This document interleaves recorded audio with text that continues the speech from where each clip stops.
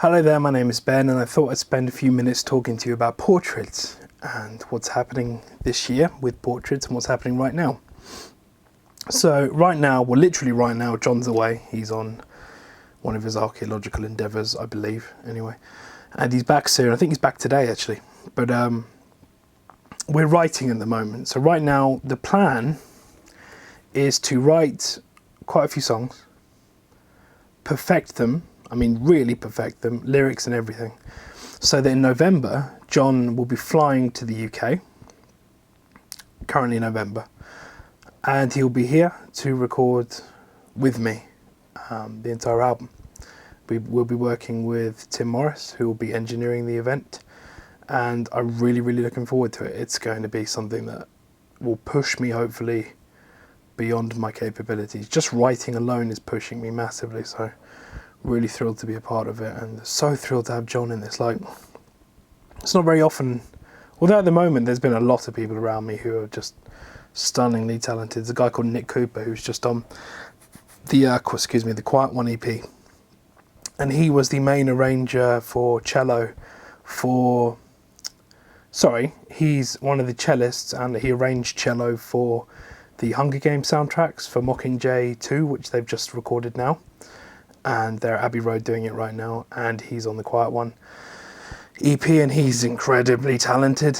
He may end up being on Portraits as well, because he's just so talented that I think, wow. And he's a real classical musician. Tim and I joked a little bit because he's very serious, and I was making jokes and he was just like, I thought, oh, okay. But no, he's amazing. And John is like another level of musician as well. If you've not seen John's videos, and you must go and check out his channel, I must try and link it in the description of this video. He's so talented, and it's nice to have people around me who are genuinely pushing my capabilities, because you know, I'm a songwriter and I'm okay at that, but I'm not really a jack of all trades, because I did like grade 8 piano, did extended guitar and extended piano, then did drums, grade 8. So actually, no, I'm not a jack of all trades, I just have a few, I'm a multi-instrumentalist, that's what they call them.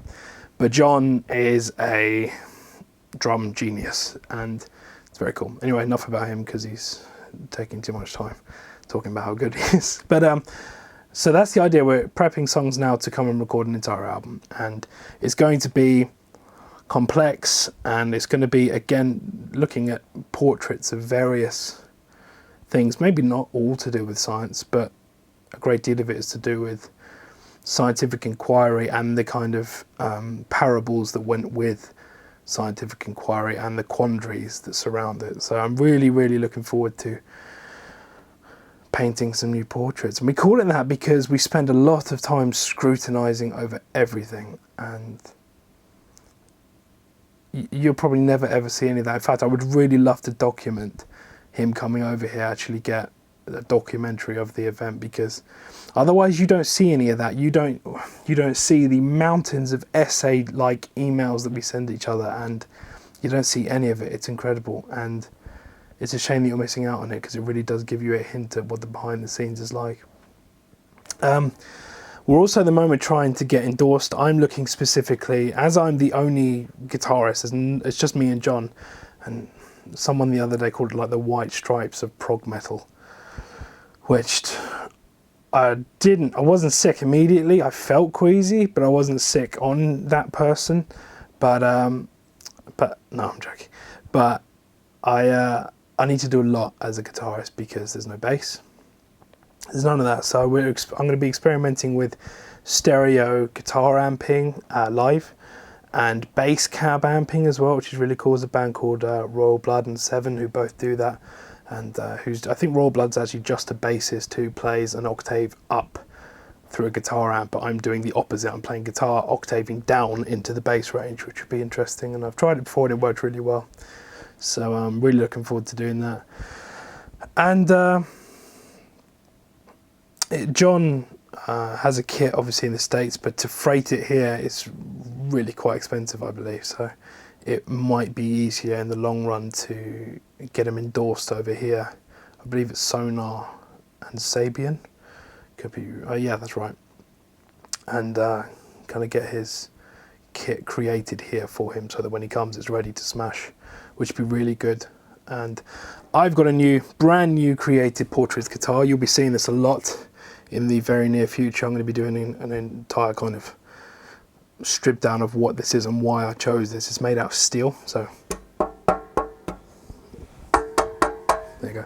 But it's just a beast. The best thing about this is it cannot go out of tune, because wood warps, obviously.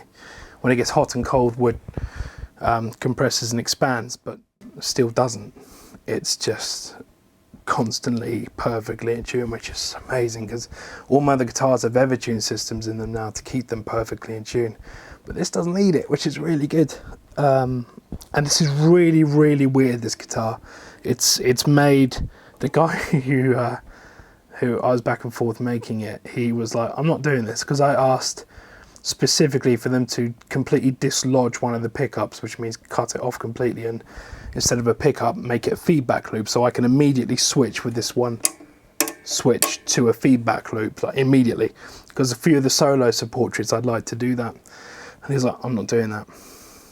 And then a month later I got my way, so I'm really happy about that. He was not happy about that, but I win. And he sent me loads of necks to try, as perfectly custom for me, like all the necks. It was because up until now I've been playing jumbo fret, and I've just always played it. I thought it was comfortable. Then playing these really custom style necks, I'm like, well, actually jumbo feels horrible, because my hands are kind of average size. I think they're not the biggest hands in the world. They're not baby monkey hands.